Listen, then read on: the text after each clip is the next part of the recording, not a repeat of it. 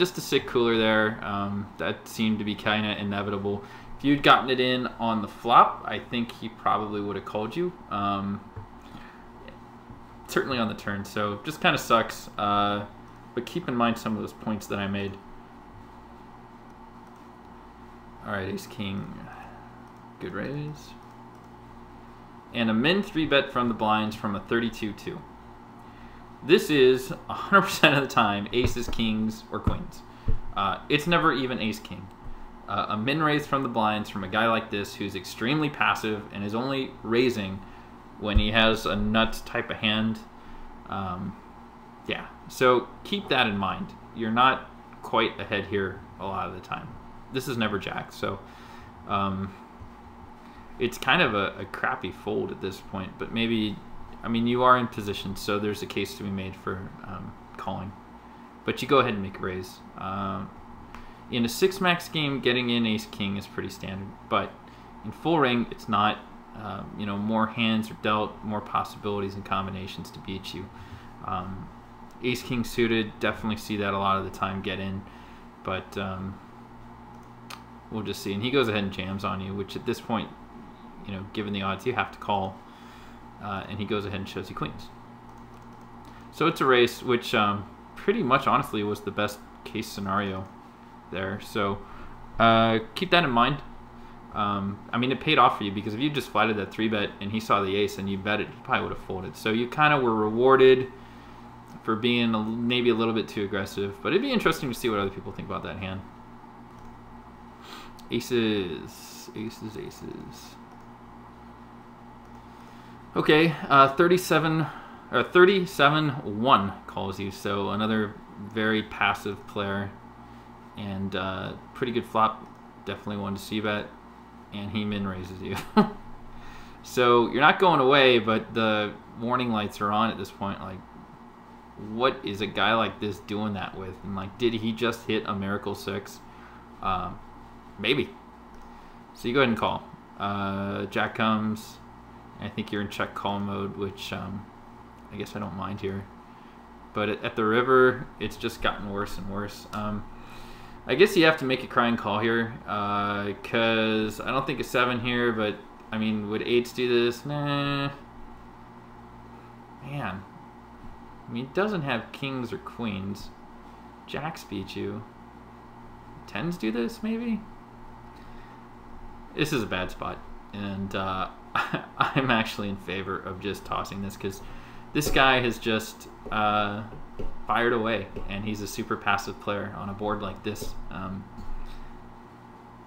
You just have to beat the top end of his range to be good here. So you go ahead and raise, which I really don't like. He calls. I'm just guaranteeing this is a 6. It's an ace 2. So my analysis is worthless in this hand. So wow, kind of shocked. Guess I just didn't put him on ace deuce and a min raise with overcard and a backdoor, which he hit. So at least my read at the river was pretty good, but wow. Okay, well, I guess that's just one of those hands. New hand here, ace jack. Good raise and a call. He checks. Definitely in favor of a c-bet here, and that's fine. He calls. The ace comes, so that's good news. He checks. Betting again. Good. He calls. And he checks again. So you're at a point where you've got top pair, good kicker, and you definitely need to do the right value bet here. So yeah, I mean, I'm thinking 250. That's good, because I think that's about the point where better hands call you and worse hands, you know, show up, and he comes over the top. So that's bad news. I mean, he's a 59-1-1. Now after the last hand, I'm just thinking this guy could have anything, because of the stakes. So I mean, we're ahead of all his bluffs. And I think this might be a busted flush draw. This might be a worse ace. It's probably a worse ace. And it just might be a stone cold bluff. It's a crying call. I don't know if I even like that, but I guess that's what you got to do. You go ahead and call, and he shows up with a bluff. Okay. Not sure why I thought that. Maybe just because of the last hand, but really weird. Weird.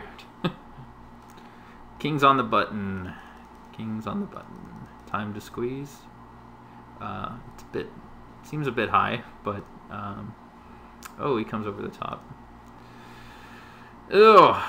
Yeah, you're getting it in. It's just this guy's never 3-bet in 136 hands, so you're really hoping it's ace, king, or queens. I really can't imagine it's either aces, might be kings. I mean, as ridiculous as that might be.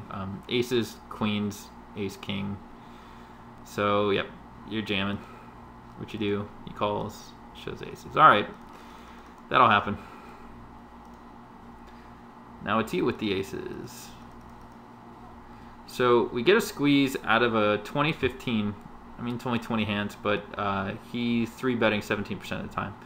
I don't think there might be any fold to 4-bet number. Well, I think we just gave away a little bit of what's going to happen in the hand, but